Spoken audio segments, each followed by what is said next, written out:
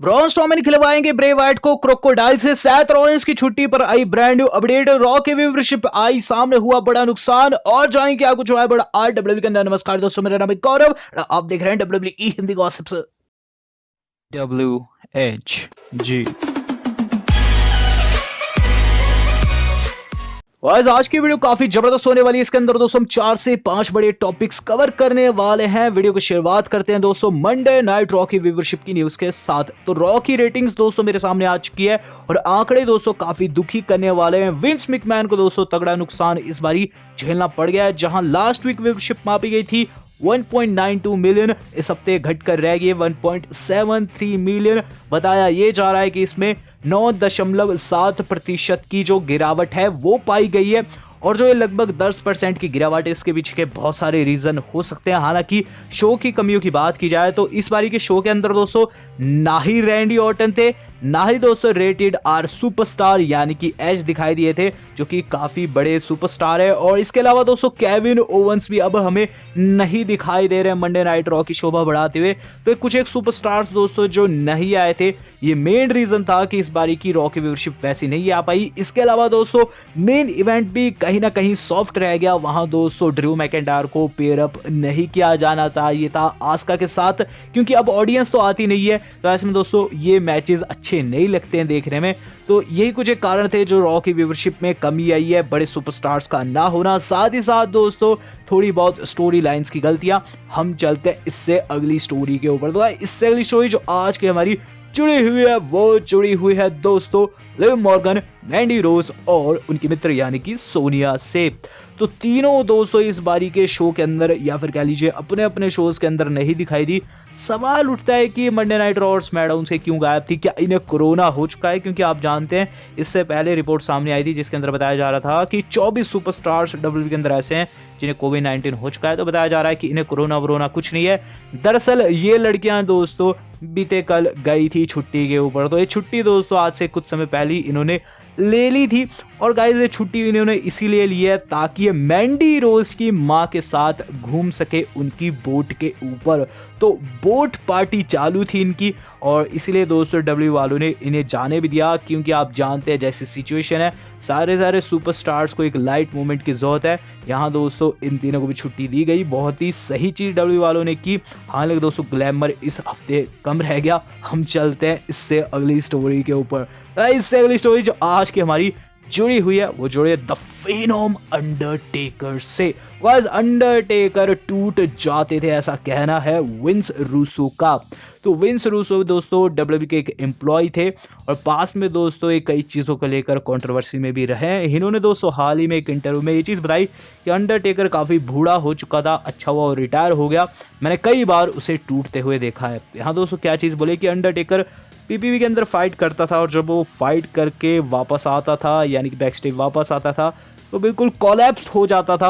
और फिर उसके बाद जो साइकिल थी वो रिपीट होती रहती, क्योंकि उससे मंडे नाइट रॉ में भी जाना पड़ता। आप जानते हैं पीपीवी के ठीक बाद मंडे नाइट रॉ होती है। 48 घंटे के भीतर दोस्तों डब्ल्यूडब्ल्यूई 2 शो पुट करता है और अंडरटेकर को रॉ के अंदर भी अपीयर होना पड़ता था, जिसके तहत उनकी बॉडी बिल्कुल टूट जाती। विंस रूसो बोले कि उन्हें बैक पेन भी था और ट्रोमा के चलते उनका शरीर जो है वो कहीं ना कहीं उनका साथ देना छोड़ चुका था। तो अंडरटेकर सही हुए कि रिटायर हो गए। तो यहाँ दोस्तों विंस रूसो ने ऐसी तस्वीर हमें अंडरटेकर की दिखाई है जो कि बेहद कम लोग जानते थे। अंडरटेकर दोस्तों कोई भगवान नहीं है, वो भी हमारी तरह एक इंसान ही है। हालांकि उनका गिमिक डेडमैन का है लेकिन शरीर उनका भी थकता है। और यहाँ दोस्तों अंडरटेकर रिटायर हो चुके हैं और जो उन्होंने डेडिकेशन दिखाई है इस दर्द के साथ साथ, उसके लिए हम उन्हें करेंगे सलूट। और चलेंगे इससे अगली स्टोरी के ऊपर। भाई इससे अगली स्टोरी जो आज की हमारी जुड़ी हुई है वो जुड़े दोस्तों टेसा ब्लैंचर्ड से, जो कि जल्द इंपैक्ट रेसलिंग को छोड़ डब्ल्यूडब्ल्यूई के अंदर आ सकती है। तो बेसिकली दोस्तों इंपैक्ट रेसलिंग के साथ इनका कॉन्ट्रैक्ट खत्म हो चुका है। दरअसल इंपैक्ट रेसलिंग वालों ने इन्हें स्वयं निकाला है। दरअसल ये भी रोमन रेंस की तरह घर पर बैठी हुई थी लेकिन बिन बताए, जिसके तहत इंपैक्ट रेसलिंग वालों ने इन्हें निकाल फेंका है। एक तरीके से फायर्ड इन्हें कर दिया गया है और इनसे इनका टाइटल भी छीन लिया गया है। बताया जा रहा है कि जल्द डब्ल्यूडब्ल्यूई की शोभा बढ़ाते हुए नजर आ सकती है और एनएक्सटी में अपीयर होते हुए नजर आ सकती है। तो एनएक्सटी या फिर एईडब्ल्यू के अंदर ही जाएगी ऐसी खबर है। हम चलते हैं दोस्तों आज की अपनी सेकिलास न्यूज़ के ऊपर। तो गाइस सेकिलास न्यूज़ जो आज की हमारी जुड़ी हुई है वो जुड़ी है सेथ फ्रीकिंग रॉलिन्स से, जो कि दोस्तों हमें कम्पीट करते हुए नजर आएंगे पूरे सीजन के अंदर।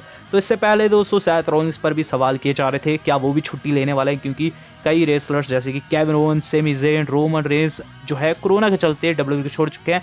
बताया यह जा रहा है कि सेथ रॉलिन्स कोई भी छुट्टी नहीं लेंगे। स्पोर्ट्स कीड़ा के टॉम के अनुसार सेथ रॉलिन्स छुट्टी नहीं लेने वाले हैं। सेथ रॉलिन्स अभी मंडे नाइट रॉ के लॉकर रूम लीडर है और उनकी कोई भी मंशा नहीं है कि वो छुट्टी के ऊपर जाए। उनके घर से एक मेंबर ऑलरेडी छुट्टी के ऊपर है, यानी बेकी लिंच।